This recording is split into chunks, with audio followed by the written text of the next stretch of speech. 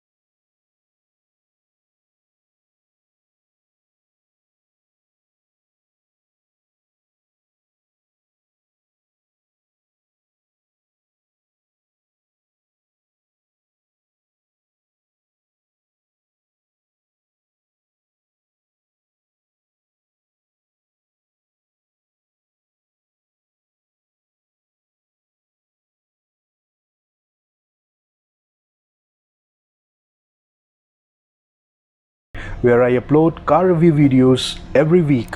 So if you're into car and car reviews, do consider subscribing this channel. Now before we dive into specifics, let me tell you that this new Defender 2020 is based on a D7X monocoque chassis, where X is for extreme, and that chassis is claimed to be 3 times stiffer in terms of structural rigidity than its rivals. Now that's a notable upgrade from D7 premium lightweight architecture, which is also called PLA, aluminium platform, in which the old Defenders were based on. It's available in 2 variants, the 90, which is a 2-door model, and 110, which is a 4-door model. And those 2 variants further come in 4 accessory pack, which is of course based on your utility. They are Explorer pack, the Adventurer pack, the Country pack, and the Urban pack. The prices are starting from $55,000 and could reach up to $75,000. Now the original Defender traces its lineage back to the Land Rover, which came out in 1940s. It was updated through the course of time, but held firmly the basic principles of solid 4x4 off-roading that could handle the unbeatable, untamable deserts of Emirates. However, with the change in safety and emission standards, the old Defender no longer made sense. So Land Rover decided to start from the basics, and thanks to Mr. Jerry McGovern, we have the new Defender in front of us. This particular model has 3.0 liters of engine with 6 cylinders that produces 395 horsepower with a tasty 550 Newton meters of torque. As for the dimensions, it has a length of 5,118 millimeters, width of 2,105 millimeters, and a height of 1,969 millimeters. Alright, let's go ahead and review the new 2020 Defender. Up close, we get 1 circular and 2 boxy DRLs with xenon lights. And then we have 5 front parking sensors spread across the front bumper, the front vents for air intake, and on the middle you get a front camera. Above that you get a plastic silver finish bar with the Land Rover logo on the right side. And then of course the neatly spaced Defender badging. At the bottom of the bumper you get fog lights and some aluminium fittings for the grille protection. It looks a very capable off-roader from the side, and it sits on 255 by 60 20-inch alloy wheels. It has a standard front suspension and air suspension at the back, which can raise or lower the car up to 3 inches. It has a raised snorkel, which makes you capable enough to drive through the mud or desert.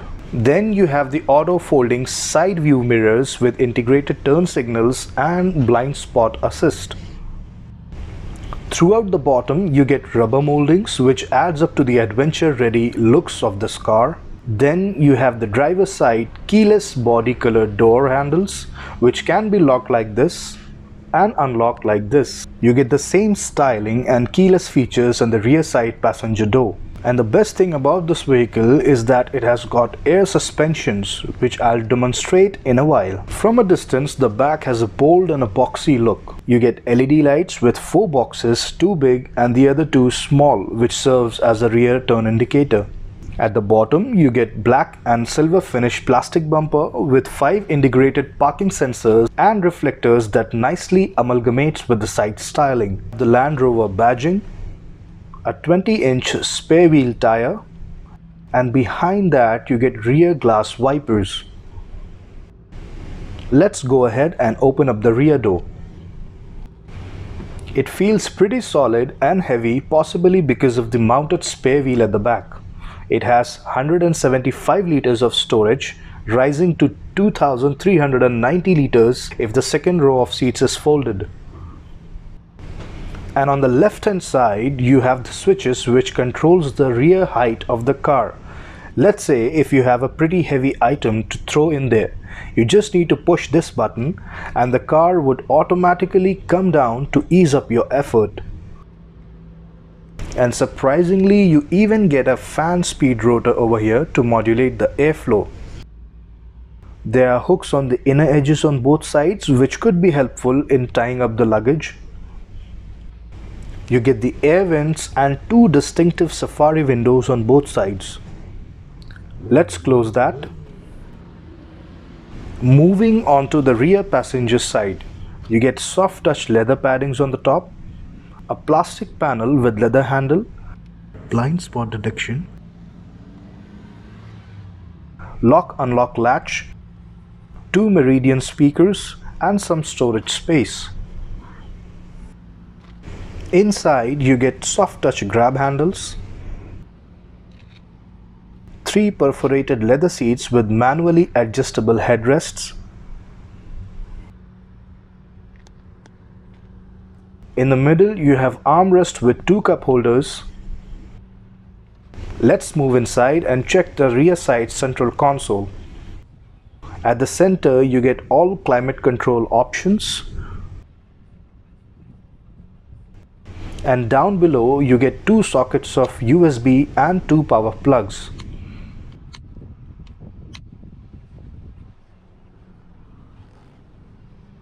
The leg space, it's pretty decent. To be precise, it's 39.1 inches. And you get some storage space and a 5-volt plug-in.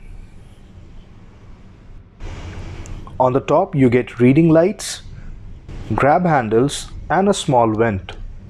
And pretty much the same option on the other side of the door. Alright, moving to the driver's side.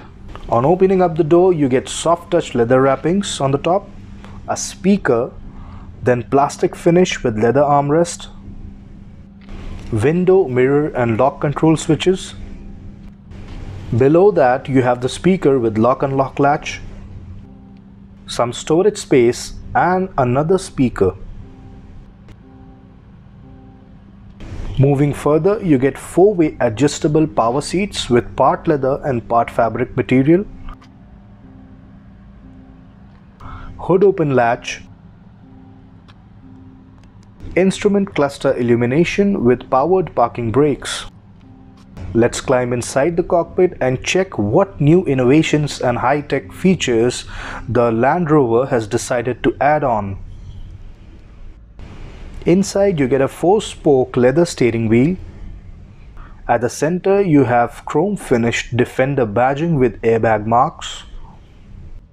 On the right side you get cruise control and lane change settings. Here you have the front and rear wiper controls. Below that you get automatic steering adjustment rotor. On the left hand side you have telephone, voice command, instrument cluster control options, and then the light controls with turn indicator lever. You get some storage space over here. Coming to the center, we have 10-inch wide fully digital instrument cluster. The right dial displays RPM, heat meter and shift status, while the left dial displays speed and fuel meter. At the center you have the maps which can be activated, deactivated with settings, On the top you have the mileage, distance to empty and some other information. Moreover, there are more options in the center like vehicle information, call history, media controls, trip meter and display settings. Moving on to the center of the dashboard, you get a 10-inch POV Pro infotainment system, which is pretty smooth. I wish if you could touch this. I mean, response time, the stimulus, everything is so smooth and unlaggy in this piece. And on top of that, you get a bunch of options. For instance, let's go to the camera. Check this out. You get a nice Defender with 360 camera angles. And the best part is that you can maintain an eagle-eye vision to each corner, which would mostly help you figuring out the perfect parking spots and would certainly help to maintain an optimum approach angle while off-roading. Speaking of off-roading, Land Rover has also given a separate option as an off-road camera option. Check this. It's like you get every modern option in the tough and rigid car. You get other options like height adjustment profiles based on off-road and on-road settings.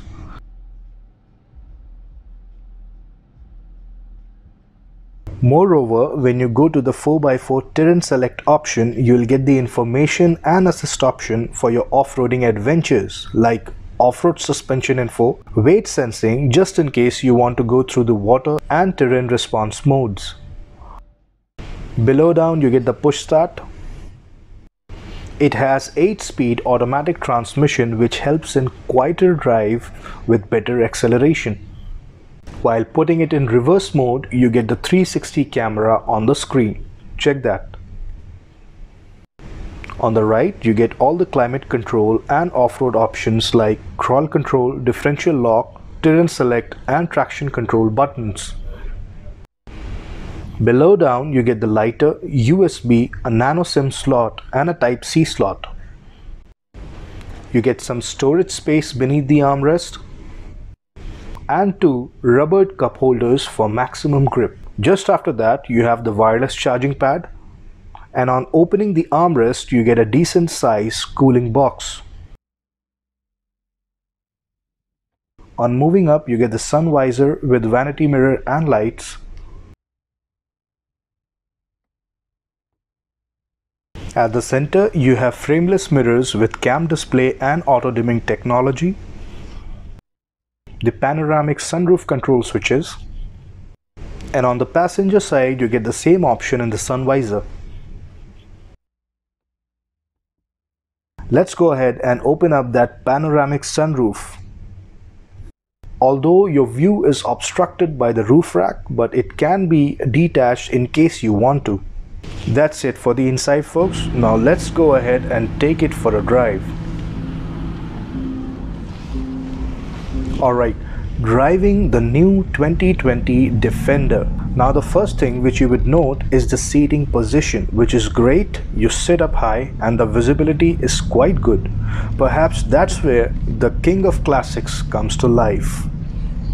However, one notable fact is that this car doesn't feel to be as big as the dimensions mentioned by Land Rover. It simply feels like a mid-sized SUV from the inside. As for the visibility, it could have been a complete disaster because of the raised headrest in the back and the raised spare wheel, but thankfully you have a flip switch which brings up the rear camera view on the mirror. If you talk about front and side visibility, I would put it in one word, and that is superb, as you can see everything and feel like having full 180 vision. Now it's not exceptionally fast, but the acceleration is pretty smooth, and I feel like it's okay considering the fact that it's a tough boxy SUV which is designed to do the real off-roading activities. Moreover, the acceleration on this thing is very smooth, unlike any other off-roader when you push the pedal to the ground and have to wait for the real power to rush through. In this case, you would just have to step into the pedal and the power is right there available for you. Speaking of the exterior boxiness, on the contrary, the interior feels pretty high-tech and sophisticated as you get fine dash finish with 10-inch POV Pro infotainment system with pretty dope features. Overall, I can say that this vehicle is unexpectedly good. I don't know how, but somehow Land Rover has preserved the soul of the old legendary Defender and at the same time managed to add some more contemporary innovations. Alright guys, summing it up, I would say that it's a pretty classy and a modern SUV which you can get in the market. And I also think that the old school hardened Defender dudes who make up a very negligible part of our population would not like this contemporary Defender. But for the rest of us, we are glad that finally we have a new Defender in the Land Rover lineup. That's all for today folks. Throw us a like if you like the video and subscribe to CarK if you are looking for car review videos on YouTube. We'll be back again with an amazing car next week. Till then, stay healthy, stay safe and stay updated.